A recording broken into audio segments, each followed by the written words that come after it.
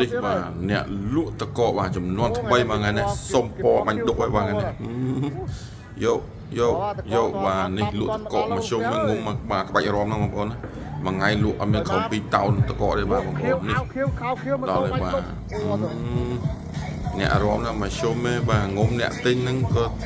ដូចត្រូវដៃត្រូវជើងនេះដែរបាទណែអ្នកទិញណា 2B អូខេ 2B អោះ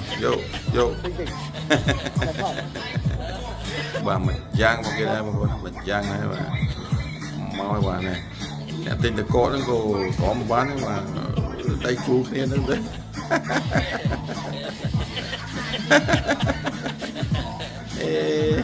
អូឃើញបាទអ្នកលក់តកហ្នឹងអ្នកទិញតកបាទជួបគ្នាបាទថ្ងៃនេះពណ៌បាញ់ដុកបាទមកឈុតតែម្ដងបាទទាំងស្បែកជើងអីមកកាផ្លេតាលីអូក៏ពណ៌បាញ់ដុកបងប្អូន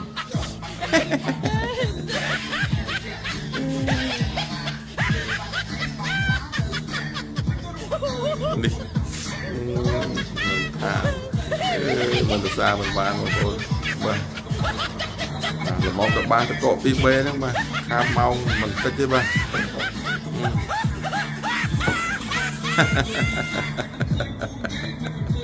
បាទបកលុយបាទបកលុយវគ្គបកលុយបាទឥឡូវនេះសម័យបច្ចុប្បន្នបាទទំនើបមែនតើបងប្អូនបាទទំនើបមែនតើបាទដាក់ធុងបាសមកតាមបាទអាប់ឲ្យចាប់ដៃបងស្រួលគេអត់ដល់បងផ្ទះលក់កាធាយដែរបាទផ្ទះលក់កាធាយបាទមួយយ៉ាងដែរបងរកនៅឃើញបាសសบายបងព្រោះចិត្តសบายកុំទៅគិតច្រើនបាទពាក់អង្គការទុកមកកន្លែងសិនរកមិនដែលជារបស់ខ្លួនឯងបងប្អូនណាធ្វើអ្វីជារបស់ខ្លួនឯង